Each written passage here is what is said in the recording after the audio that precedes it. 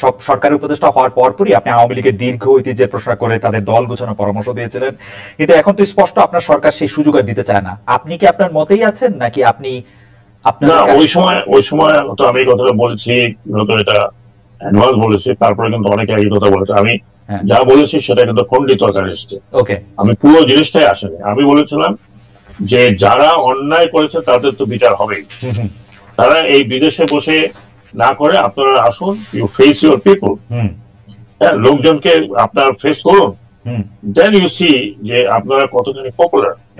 আর যারা অন্যায় করেনি, যারা কোনো অন্যায়ের মধ্যে ছিল না, যারা অত ডেডিকেটেড ছিল, তারা যদি মাঠে থাকে তাহলে তো কোনো অসুবিধা নেই। এই ব্যাপারে আমার কোনো সন্দেহ নাই, বা বাংলাদেশের মানুষজন হয়তো এই সন্দেহটা করে না যে আপনি আওয়ামী লীগের কোনো পারপাস সার্ভ করতেছেন। তবে কেউ কেউ যারা কিছু বলা, তারা তো কেউ কেউ নানা ধরনের কথা বলতেই পারে, কিন্তু আমি আপনার কাছে কি মনে হয়,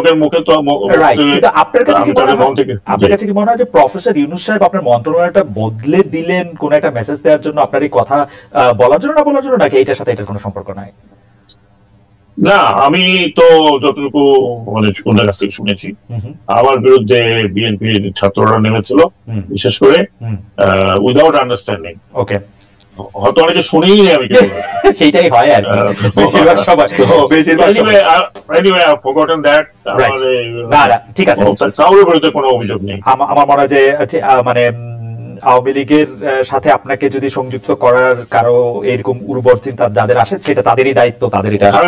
আমি আপনাকে একটা কথা বলি, একটা জাস্ট ফর ইওর ইয়ে, আপনি আমাকে 2018 সালের নির্বাচনের আগে বিভিন্ন জায়গা থেকে বলেছে যে আপনি নমিনেশন নিলে আপনি একটা পর্যায়ে চলে যাবেন, ইনক্লুডিং আমাদের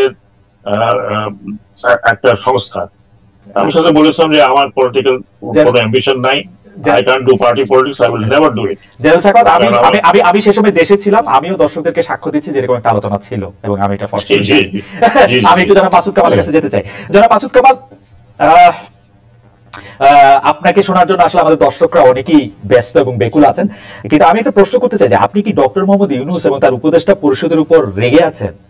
মানে প্রশ্নটা এই কারণে করছি যে আপনি প্রায় শুরু থেকেই প্রতিটা পদক্ষেপের পরের ফলের দিকে আপনি খুবই কঠোর সমালোচনা করছেন, দায়ী করছেন, যে এটা আসলে দায় তাদের দেয়ার থেকে আগের সরকারের বা বর্তমানে যে চলে এসছে গত 30, 35, 50 বছরে, তার জন্য দায়ী করা যায়। কিন্তু আপনি আসলে রেগে আছেন কিনা, খুব ক্ষুব্ধ আছেন কিনা এই সরকারের উপর, ডক্টর ইউনূস সরকারের উপর স্পেশালি? আচ্ছা, আমি দেখবো যে তারা ভালো করছে না অথবা ভালোর দিকে যেতে পারছে না, হয়তো পরীক্ষা যখন হয়নি, হ্যাঁ হয়নি, আমি যখন দেখছি আমার ছেলেটা অঙ্ক প্র্যাকটিসটা করে গেম খেলছে, তার উপর আমি ক্ষুব্ধ হবো না? হবো। তো তুমি তো আমাকে খারাপ করতেছো, কিন্তু সেই জায়গাটা আপনাদেরকে সতর্ক করার চেষ্টা করেছি, আমি বলার চেষ্টা করেছি আপনারা যেভাবে যাচ্ছেন ভালো হচ্ছে না। আমি যেগুলো বলেছি আপনি মিলিয়ে নেন, সবগুলো সত্য হয়েছে, আমি বলেছি কিন্তু ওনাদেরকে, এবং আমি আজকেও বলবো কিছু কথা, আপনি মিলাই নেন। যেমন আজকে আমি একটা কথা বলে রাখি, যেমন আমি দ্রব্যমূল্য নিয়ে বলেছি, শুরু থেকে বলেছি এটা আপনাদের ভোগাবে, এবং ভুগিয়েছে। তারা সেই পদক্ষেপগুলি নিয়েছে কখন? যখন নাকি তাদের পুরো জিনিসটা নিয়ে মানুষের মধ্যে হইচই শুরু হয়ে গেছে তখন। এবং আমি আজকে একটা কথা বলি আপনাকে, এই যে আমাদের সড়কগুলি আছে, বর্ষাকাল কিন্তু এখনো চলছে, সড়কগুলি কিন্তু ভাঙা। দেখেন আগের যে সড়ক ছিল, আগের সরকার কি করতো? এমন ভাবে সড়ক মেরামত করতো যাতে নাকি 1 বছরের একটু আগেই ভেঙে যায়। তারা এমন ভাবে মেরামত করতো, টাকা নিত অনেক, চুরিচামারি করতো, কিন্তু অনেক চুরিচামারি হচ্ছে জায়গায়। তাদের এই মেরামত গুলো অল্প অল্প করতো যাতে নাকি প্রতি বছরে রিপেয়ার করতে হয়, আর তাদের বিপুল লাভ হয়। এবং সড়কগুলি কিন্তু ভাঙবে। আমি এখন থেকে সতর্ক করছি, এই সড়কগুলো আপনারা ঠিক করেন। দেখবেন যদি ঠিক না করে আর 3 থেকে 4 মাস আপনি হাইওয়েতে চলতে পারবেন না। এখন এটা আমি বলবো না।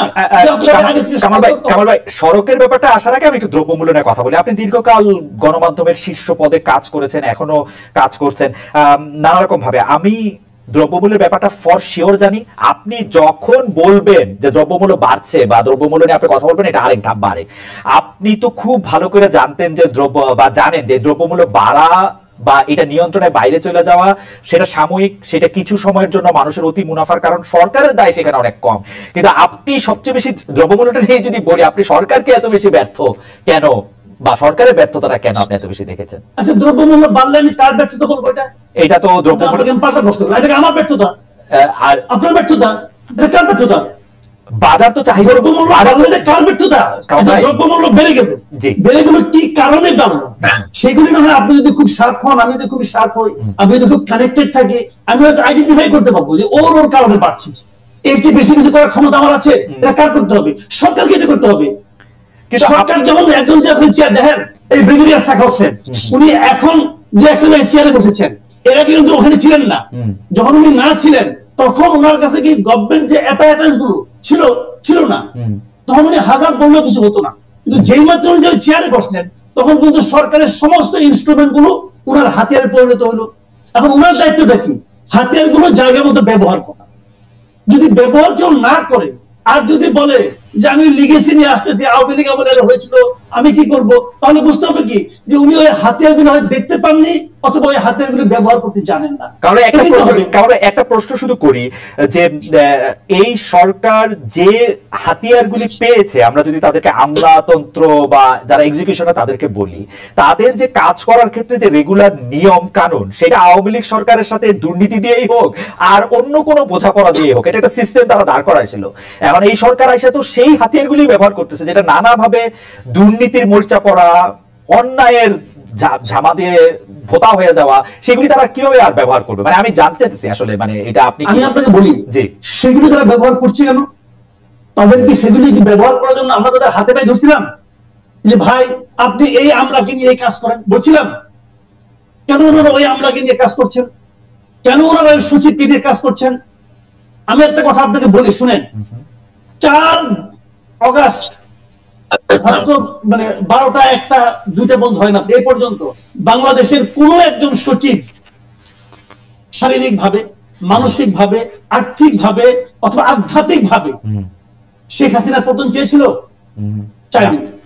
বরং যারা তাদের সমস্ত কিছু দিয়ে শেখ হাসিনা গভর্নমেন্ট টিকে থাকুক সেটা চেয়েছিল। 5 তারিখে সবাই এই গণঅভ্যুত্থানের মাধ্যমে আসা নতুন সরকারের পক্ষ হয়ে গেল। 8 তারিখে শপথ দিল, তারা সবাই ডক্টর ইউনূসের লোক হয়ে গেল, ব্রিগেডিয়ার সাখাওয়াতের লোক হয়ে গেল। ওনারা তাই মনে করছেন কেন? কেন তারা ব্যবস্থা নিলেন না? এখন যদি আপনি বলেন যে ওনাদের রেখে যাওয়া ইনস্ট্রুমেন্ট আমি কিভাবে কাজ করব, তার মানে কি ওই ইনস্ট্রুমেন্ট গুলো তো আপনাকে রাখছেন আপনাদের কাছে। আপনি বলবেন কি হতে পারতো? আমি আপনাকে বলি না যে পুরো আমলা আপনি শেষ করে দেন, আমি বলি না। আমি এটা বলি যে যারা নাকি অ্যাক্টিং সচিব ছিলেন যারা, তাদেরকে আপনাদের উচিত ছিল প্রথমে 1 সপ্তাহের মধ্যে সরাই দেওয়া। সরাই দিলে কি হতো? পুরো আমলাতন্ত্র, পুরো ব্যুরোক্রেসির মধ্যে একটা মেসেজ যাইতো। কারণ একটা জিনিস আপনি মানবেন, আপনি দীর্ঘদিন নিজের সাংবাদিকতা করেছেন, মানবেন যে জয়েন্ট সেক্রেটারি, এডিশনাল সেক্রেটারি পর্যন্ত প্রতিভা দেওয়া হওয়া যায়, কিন্তু সেক্রেটারি হতে হলে তাকে অবশ্যই সেই গভর্নমেন্টের সঙ্গে পলিটিক্যালি ইনভলভ থাকতে হয়। সেই গভর্নমেন্টের সমস্ত সেক্রেটারি নিয়োগ হয় রাজনৈতিক ভাবে। আমি একটু রাজনৈতিক ভাবে নিয়োগ করে সেক্রেটারিতে সরাই দিতেন ভাই, এতে কোনো দেশের ক্ষতি হতো না।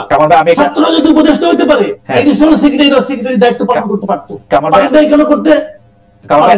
কারণ আপনারা ওই সিস্টেমকে টিকে রাখতে চাইছেন। আপনি চাইয়ে না পরে যদি বলেন যে আমার হাত পা বাঁধা, আমি কি করব? অন্য একটা জায়গা থেকে বলি, আপনাদের সত্যি মনে যে সিস্টেমটা টিকে রাখতে চাইছে এই অন্তর্বর্তীকালীন সরকার? ধরেন 80 জন সচিবের বাদ দেওয়াটা কি প্র্যাকটিক্যাল ছিল? মানে প্র্যাকটিক্যাল ছিল, কিন্তু এই সরকারের পক্ষে উপলব্ধি করা কঠিন ছিল। কেন ছিল? কারণ এই সরকারের মধ্যে অনেকগুলি সচিব ছিল। এই সরকার সচিব নির্ভর সরকার ছিল এবং বয়স্ক সচিব সবাই, রিটায়ার্ড সচিব ছিল অনেকগুলো। তারাই প্রভাব বিস্তার করেছে এবং তারা এবং যখন একজন বয়স্ক হয়ে যান আপনি কিন্তু পরিবর্তনকে ভয় পান। একদিকে আমরা, আবার একদিকে বয়স্ক, পারবেন না তো কিছু করতে। কামাল ভাই খুব চমৎকার করে বলছেন। আমি আজকে আরো অনেকগুলি বিষয় আছে, সেজন্য আমি এইটা এখানে রাখলাম, কিন্তু আমার অনেক শুনতে ইচ্ছা করতেছে আরো। ব্রিগেডিয়ার জেনারেল সাখাওয়াত, আপনি কি একটু বলবেন? কামাল ভাই একটা একদম স্পেসিফিক কথা বলেছেন যে আপনারা আসলে এই যে অজুহাতগুলি এগুলি রাখতেই চাইছিলেন, গত সরকারের এই মাথার উপর চেপে বসে থাকা সিন্দাবাদের ভূতের মতো লোকদেরকে আপনারা রাখতেই চাইছিলেন, এটা কি ঠিক? আমি কি আমার কথা বলবো? নোবডি নোজ কে কখন যাবে। আমি বলি আপনাকে আমার কথাই ধরুন, আমি স্বরাষ্ট্র মন্ত্রণালয়ে যিনি ছিলেন, তিনি 3 দিন ছিলেন, তারপরে কিন্তু চলে গেলেন, এখন তিনি জেলে আছে। তারপরে আমি যখন নৌ মন্ত্রণালয়ে আসি, নৌ মন্ত্রণালয় খুব একটা ভাইটাল মিনিস্ট্রি, এখানে সবাই বললো যে একজন সেক্রেটারি আছেন, তিনি অত্যন্ত তুখোড় এবং ভালো কাজের লোক। বাট আমি যখন তার সম্বন্ধে জানতে পারলাম যে উনি যখন সমস্ত সচিবদের নেতা ছিলেন, তখন ওনার কিছু কর্মকাণ্ড ওয়াজ নট একজন সচিবের মতো ছিল না, মানে নিউট্রাল লোকের মতো ছিল না। তো উনি নিজে, তারপর উনি কিন্তু ওএসডি হয়ে গেছেন। তারপরে আরেকজন আসলে আমি নিজেও জানতাম না, আমার এই সংস্থা থেকে একজন হলো ভালো আমরা যদি নাম্বারের কথা আসি, কারণ মাসুদ কামাল ভাই স্পেসিফিক 80 জনের কথা, মানে সচিবদের কথা বলেছেন। আমি জানি 80 জন সচিব পর্যায়ের কর্মকর্তা বা পদমর্যাদা রয়েছেন, এক দুজন বেশি টিসি হতে পারে। আপনার কাছে কি মনে হয় কত পার্সেন্ট সচিব এখনো পদে রয়েছেন? পার্সেন্টেজ এটা কি আমি এক্স্যাক্টলি জানবো না, কারণ আমি জানি যে আমাদের যে উপদেষ্টা আছেন তাহলে বেশিরভাগই সচিব কিন্তু পরিবর্তন হয়ে গেছে। ওকে, না উপদেষ্টা তো 20 জন। কারণ আপনার কাছে কি কোনো ডেটা আছে যে কতজন আওয়ামী লীগ সচিব এখনো রয়ে গেছেন সচিব পদে বা কর্মরত ভাবে? আমার কাছে ডেটা নেই, কিন্তু আমি যতটুকু আমি বলি, আমি তো বিভিন্ন পত্র পত্রিকা পড়ি, একজন সচিব চলে গেলে কিন্তু সেটা খবর হয়। তো আমার জানা মতে 10 জনের বেশি সচিব যায়নি। কিন্তু এগুলো আমি একটা জিনিস বলি, শুনেন, আমার এখান থেকে 3 জন গেছে কিন্তু। আচ্ছা, আমি ছোট একটা উদাহরণ দেবো আপনাকে, একটা উদাহরণ দেবো, তাহলে বুঝবেন। জিনিস হলো কি, আমি কিন্তু এই সচিবদের বিরুদ্ধে আমার কিন্তু ব্যক্তিগত কোনো রোষ নাই। আমি বলতে চাচ্ছিলাম পুরো আমলাতন্ত্রকে, পুরো ব্যুরোক্রেসিকে একটা মেসেজ দেওয়া। মেসেজটা আপনি শুরু দিতে পারতেন, আস্তে আস্তে দিলে হয় না। আমি একটা বলি আপনাকে, ধরেন আপনি দাঁত তুলতে যাবেন, আপনি দাঁত যদি বলেন যে আপনি আমাকে 1 ঘন্টা ধরে আস্তে আস্তে টানে টানে তুলেন, ভাই আপনি দাঁত তুলতে পারবেন? দাঁত তুলতে হয় কিন্তু টান দিয়া, পরিষ্কার। তো এক টানে তুলতে হবে আপনাকে। এই বিষয়টা একটা বড় আলোচনার দাবি রাখে, কারণ আমরা এটা শুনতেও চাই, বুঝতেও চাই। আমাদের যদি কখনো সুযোগ, আমরা এটা জানতে চাইবো যে কেন এটা করা হয় না, কারণ এটাই স্বাভাবিকতা। কারণ আমেরিকাতেও কিন্তু এইভাবে চলে যে ডেমোক্রেট প্রেসিডেন্টের জায়গায় রিপাবলিকান প্রেসিডেন্ট হলে তারা পুরো দপ্তর নিয়ে তারা সরে যায়। যাই হোক, আমি যে প্রশ্নটাতে আসতে চাইছিলাম সেই প্রশ্নটা হচ্ছে যে দুটি খুব গুরুত্বপূর্ণ বিষয়। মানে একই প্রশ্ন আপনাদের দুজনকেই আমার করতে হবে। সেই বিষয়টি হচ্ছে যে শেখ হাসিনার পদত্যাগের আগে বা পলায়নের আগে, আমি ইদানিং মানে প্রথম পলায়ন পদত্যাগ কোনটা বলবো বুঝতে পারছিলাম না, আমি দুইটাই বলি আসলে। এই পতন এবং পলায়নের আগে বৈষম্য বিরোধী ছাত্র আন্দোলনের অন্যতম দাবি ছিল রাজনৈতিক দলের লেজুর ভিত্তিক ছাত্র রাজনীতি বন্ধ করা। কিন্তু আমরা দেখলাম যে লেজুর ভিত্তিক ছাত্র রাজনীতি বন্ধ করা নয়, শুধু ছাত্রলীগের রাজনীতি বন্ধ করা হয়েছে। এইটা আপনি কিভাবে দেখেন জেনারেল সাকওয়াত? দেখুন এইটা কিন্তু আমরা যখন আরপিও সংশোধন করি বা সংস্কার করি, তখন কিন্তু স্পষ্টত ভাবে বলা হয়েছিল যে কোনো দলের ছাত্র সংগঠন থাকতে পারবে না। ছাত্র সংগঠন থাকলে তারা তাদের নিজস্ব কায়দা থাকবে। রাইট। আপনি যদি এখনো আরপিওটা করেন, তাহলে ওখানে অনেকটা ডাইলুটেড করার পরে যেটা আছে সেটা হচ্ছে ছাত্র সংগঠন যার যার সংগঠন মোতাবেক চলবে। সেখানে যে বড় দলগুলো বললো আমাদের আইডিওলজিতে যারা চলবে তাদেরকে আমরা আমাদের অঙ্গ সংগঠন বানাবো না, হয়তো তাদের সাথে আমাদের একটা আইডিওলজিক্যাল মিল থাকতে পারে। এইসব আপনি এখনো যদি আরপিও দেখেন অনেকটা ইন্টারপ্রেট করলে এরকমই থাকে, কিন্তু অ্যাকচুয়ালি ভার্চুয়ালি এটা তো কাগজে কলমে আছে, কিন্তু কেউ এটা মানে নাই। আপনি দেখেছেন যে ছাত্রলীগ যেটা মানে আপনার অঙ্গ সংগঠন থেকে এখন বলে ভাতৃপ্রতিম নতুন একটা শব্দ বের করেছে, ভাতৃপ্রতিম দিয়ে ঠেঙ্গানো হচ্ছে। হ্যাঁ, আর লাস্টে তো আপনার আমাদের গ্রেট কাদের সাহেব বলেই দিলেন যে পুলিশের দরকার নাই, আমার ছাত্রলীগই যথেষ্ট। অ্যাকচুয়ালি তাই, এবং পুলিশের সাথে এবং ভাতৃপ্রতিমদের দাপটে তো বাংলাদেশে আপনি বলছেন, আমি কি বলবো কিন্তু আমার প্রশ্ন হচ্ছে যে আপনারা লেজুর ভিত্তিক ছাত্র রাজনীতি শুধু ছাত্রলীগেরটাই করবেন কিনা? এই সরকার এটাকে আলাদা করে একটা ঘোষণা দিল, অন্য লেজুর ভিত্তিক ছাত্র মানে ছাত্র দল ছাত্র শিবির কোন দিক দিয়ে দেখতে ভালো হবে বা বাম সংগঠন? আমি কে ভালো হবে কে খারাপ হবে সেটা আমি বলছি না। জি, আমি হ্যাঁ একটা তো দাবি ছিল, দাবিটা আমার মনে ছিল বোধহয় যে ইউনিভার্সিটির অঙ্গনে এই ধরনের ছাত্র সংগঠন থাকবে না, লেজুর ভিত্তিক। আমি যতটুকু ইউনিভার্সিটির ডাকসু আছে সেটা সেই সংগঠন তো ছাত্রদের সংগঠন। এখানে ছাত্র নামে ঢুকলো, তারপরে আপনি জানেন দাদু ভাই সবকিছু হয়ে যাচ্ছে। আরেকটি বড় জিনিস আপনি দেখেন, কিন্তু এই ছাত্র রাজনীতি আমরা যেগুলো দেখেছি সেই ছাত্র রাজনীতি আর এই ছাত্র রাজনীতি আমার প্রশ্ন সরল ডক্টর সাকওয়াত, আমার প্রশ্ন হচ্ছে ছাত্রলীগকে যতটা আওয়ামী লীগের লেজ হিসেবে দেখা যাচ্ছে, ছাত্র শিবিরকে বা ছাত্র দলকে কি আপনারা লেজ হিসেবে দেখতে পাচ্ছেন না বিএনপির বা জামাতের? এখনো তারা ওই ধরনের ভিজিবল নয়, ছোট ছাত্রলীগ লেজ নয়, ছাত্রলীগ লেজ নাড়তো। হ্যাঁ, না সেটা হয়েছিল ছাত্রলীগে কি হয়েছিল সেটা তো আমরা সবাই নিজের চোখেই দেখছি আসলে, সেইটা কোনো কথা নাই। কিন্তু আপনি বলছেন যে ওইটা মানে শিবির এবং ছাত্রদল এখনো সেরকম হয়ে ওঠে না। আমরা একটু মাসুদ কামাল ভাইয়ের কাছে জানতে চাইবো, মাসুদ কামাল ভাই আপনি ব্যাপারটাকে আসলে কিভাবে দেখেন? আমি আপনাকে শেষ দিয়ে শুরু করি। ছাত্রলীগকে দেখেছেন ওরকম কেন দেখেছেন? কারণ তখন ছাত্রলীগ যাদের ভাতৃপ্রতিম সংগঠন তারা ছিল ক্ষমতায়, শিবির যাদের ভাতৃপ্রতিম সংগঠন তারা যখন ক্ষমতায় থাকবে তখনকার শিবিরকে দেখেছেন? শুনেন আমি একটা কথা বলি আপনাকে, বিষয়টা হলো কি যে আসলে ক্ষমতায় কে আছে সেটা দিয়ে নির্ভর করে তার সাঙ্গ পাঙ্গ, তার আপনার বাসায় চাকর বাকর পর্যন্ত 400 কোটির মালিক হবে কি হবে না। 400 কোটির মালিক কি শেখ হাসিনা যখন ক্ষমতার বাইরে ছিলেন তখন কি তার চাকর বাকরটা হইতে পারছিল? পারে নাই। বিষয়টা হলো ক্ষমতায় থাকতে পারা না পারা নিয়ে।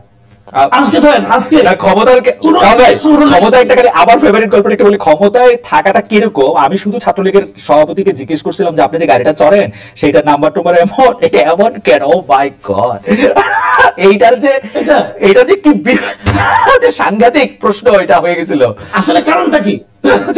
কারণ দুটো। একটা হলো যে আপনি মনে আছে কিনা জানি না, আপনি দেখবেন এক সময় বিএনপির লোকজনরা বলতো যখন নাকি বিএনপির নেতৃবৃন্দকে, বিএনপি পলিটিশিয়ানদেরকে আওয়ামী লীগ নানা ভাবে তুচ্ছ তাচ্ছিল্য করতো না, তখন বিএনপির লোকজনরা বলতে বলতো যে পুলিশ রাইখে আসেন, পুলিশ রাইখে আসেন, তখন দেখবো কার কতটা পাওয়ার আছে। এই যে পুলিশ রাইখে আসেন, এটা হলো কি আপনার বেসিক পয়েন্ট। ক্ষমতায় থাকে তাদের সাঙ্গ পাঙ্গ লেজ বা অন্য যে নামে আমরা ডাকি না কেন, তারা আসলে আমাদের একটি পুরনো প্রবাদ আছে যে মেরার জোরে, মেরা বা খুঁটির জোরে আসলে ভেড়া নাচে। এখানে জাস্ট ক্ষমতার কথা। আমি একটা ছোট্ট এক্সাম্পল দেব। আজকে দেখেন বৈষম্য বিরোধী ছাত্র আন্দোলনের ব্যানারে যারা কাজ করতেছে তারা যাচ্ছে এবং তারা রাষ্ট্রপতির বাসভবন পর্যন্ত যাচ্ছে, আন্দোলন করতেছে। আচ্ছা এই কাজটাই ছাত্রলীগের কথা বাদ দেন, আমি ছাত্রলীগ বলতে চাচ্ছি না, ছাত্র দল করতে পারবে? পারবে আজকে? ছাত্র দল এরকম একটা মিছিল করতে পারবে আজকে? কেন পারবে না? ছাত্র শিবির পারবে। এই সরকার তো ছাত্র শিবিরকে ভালোবাসে। শিবির পারবে, কারণ এই সরকার শিবিরকে বেশি, জেনারেল সাকাওয়াত শিবিরকে বেশি ভালোবাসে এখন। ছাত্র জানি না, কিন্তু ছাত্র দল যে পারবে না এটা আমি ডক্টর হোসেন আমি আসছি আপনার কাছে আসছি। জি জি, না এটা বলতে চাইছিলেন। জি জেনারেল সাকাওয়াত। না, যেটা আমি বলছিলাম যে এগুলো কোন পার্টিকুলার ছাত্র দলের জন্য, মানে ছাত্র সংগঠনের ব্যাপার না। যেটা করা হয়েছিল সেটা কিন্তু সবার জন্য করা হয়েছিল, সবার জন্য করা হয়েছিল। কিন্তু ওই সময় পার্লামেন্টে মেজরিটি ছিল আওয়ামী লীগ, তারা এটাকে নিয়ে যখন আইন করলো তখন তারা একটা লেজুর লাগিয়েছিল এদের মধ্যে।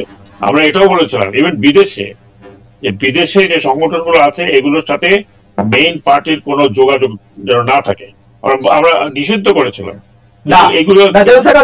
এটা একদম ঠিক আছে, কিন্তু মাসুদ কামাল ভাই একটা পার্টিকুলার পয়েন্ট তুলে ধরছেন যে আজকে যে বৈষম্য বিরোধী ছাত্র আন্দোলনেরা রাষ্ট্রপতির রাষ্ট্রপতির ভবন অভিমুখে দায়িত্ব পারলো, উনি বলছেন যে এটাকে আসলে ছাত্রলীগ পারবে।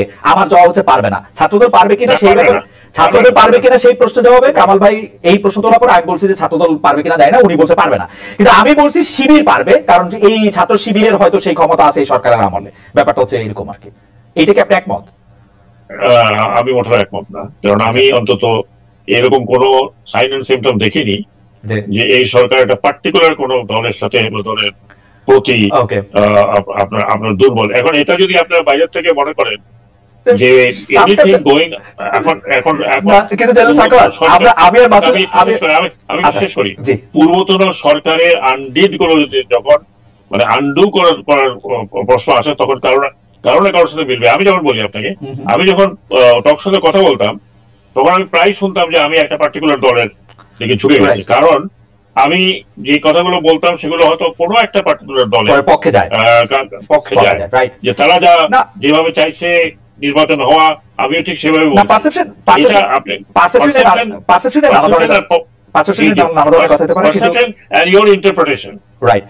কিন্তু আমি আর কামাল ভাই একটু কমিউনিকেশনের ছাত্র, আমরা দেখছি পারসেপশন ইজ রিয়েলিটি, আপনি যেটারই বলেন না কেন। কামাল ভাই আপনি কন্টিনিউ করবেন, আপনি যদি ছাত্র লীগের এইটা বৈষম্য বিরোধী যে লেজুর ভিত্তি এটা নিয়ে যদি প্রসঙ্গ শেষ করেন আমরা পরবর্তী প্রসঙ্গে যেতে পারি, যেটা রাষ্ট্রপতি মোহাম্মদ শাহাবুদ্দিনকে নিয়ে। না, পরবর্তী প্রসঙ্গে জানতে যাচ্ছি।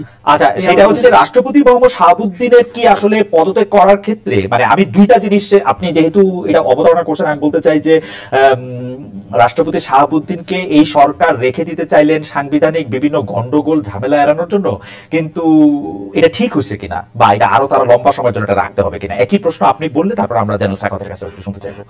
জি কামাল ভাই। আমি মনে করি আজকে তো ওনাদের একটা মিটিং ছিল উপদেষ্টাদের, ওনাদের মিটিংয়ে তারা সিদ্ধান্ত নিয়েছেন যে এই ব্যাপারে ওনারা পলিটিক্যাল পার্টির সঙ্গে আলাপ করে সিদ্ধান্ত নেবেন। আমি মনে করি এই যে সমস্যাটা তৈরি হয়েছিল গত কয়েকদিনে, এটার সবচেয়ে সম্ভাব্য সবচেয়ে ভালো পদক্ষেপ ওনারা নিয়েছেন, সবচেয়ে ভালো সিদ্ধান্ত ওনারা নিয়েছেন। কারণ এটা নিয়ে আপনি হইচই করতে পারেন, বাড়াবাড়ি করতে পারেন, যা কিছুই করতেন, তাতে একটা কথা মাথায় রাখতে হবে ভাই, এই উপদেষ্টা পরিষদ বলেন, এই অন্তর্বর্তী সরকার বলেন, তাদের কাজটা কি, মূল লক্ষ্যটা কি? এই রাষ্ট্রপতি শাহাবুদ্দিন চুপ থাকলো কি থাকলো না, এদিকে তাদের ওই কাজের কোনো কিছু হেরফের হবে? বরঞ্চ এটা করতে গেলে যে জটিলতা তৈরি হবে, তাতে ওনাদের যে মেইন কাজটা সেটা বাধাগ্রস্ত হবে, সেটা ক্ষতিগ্রস্ত হবে। আর কি হবে, হুজুগের বসে একটা দাবি তুলেছেন আমাদের হাসনাত আব্দুল্লাহরা, ওনারা তুলেছেন, ওনাদের এই যে তোলাটা, এটা কিন্তু আমি করছি না, মানে আমি এটাকে এটা আপনি করতে পারতেন শুরুতে। আচ্ছা, এখন শুরুতে করেন নাই, এখন শুরুতে বরং আপনি এই সাংবিধানিক পদ্ধতির মধ্যে ঢুকে গেছেন, শপথ দিচ্ছেন রাষ্ট্রপতির কাছে সংবিধান সমুন্নত রাখার কথা বলে শপথ দিচ্ছেন, নিছেন করে ভাই। তো এখন এইগুলি যেগুলো হয়েছে, এখন বাস্তবতার খাতিরে আমি মনে করি উনি তো আপনার জন্য কোনো ক্ষতি করছেন না পারত, কিন্তু করতে গেলে তাকে পদত্যাগ করাইতে গেলে সমস্যা হবে। কি সমস্যা হবে? মানে পদত্যাগ করবেন আপনি কোন আইডি? এখন একমাত্র গাইড দিলে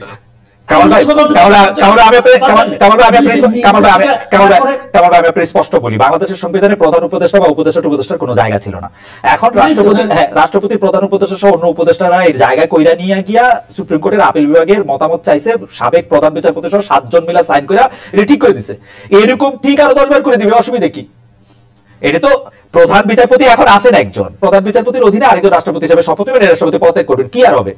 এবং কোন সংবিধান কি হবে মানুষের কাছে সারা দুনিয়া তো দেখতেছে না, শুনেন, সারা দুনিয়া কিন্তু দেখতেছে। আপনি আমি কথা বলি, একটা সময় এমন ছিল আপনি যা করতেন সেটাই বৈধ হইতো, ওইটা প্রথম 7 দিন কেউ দেখতো না, কিন্তু 2.5 মাস পরে এসে যখন আপনি করতে যাবেন, ওই কাদা মাটি যখন থাকে না, যে শেপ দিবেন সেই শেপে হবে, কিন্তু এর মধ্যে মাটি অনেক শুকাই গেছে। না ঠিক আছে, 2.5 মাস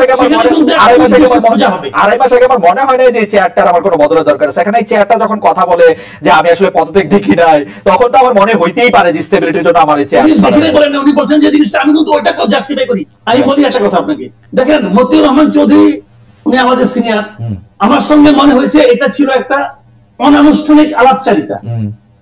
মতিউর রহমান চৌধুরী ইন্টারভিউ নেওয়ার জন্য গেছেন, যদি হইতো তাহলে ওখানে ওনার ফটোগ্রাফার থাকতো, ওইটা নিয়ে বড় প্রশ্ন উত্তর ভাবে এটা ছাপাও হইতো। এটা ছিল একটা অনানুষ্ঠানিক আলোচনা, সেখানে প্রসঙ্গটা উঠেছে। এবং সেখানে আপনি এটাও দেখেন, উনি কিন্তু বলেছেন যে ওই কাগজটা আমি পাই বা না পাই, সত্য হচ্ছে উনি আর নাই।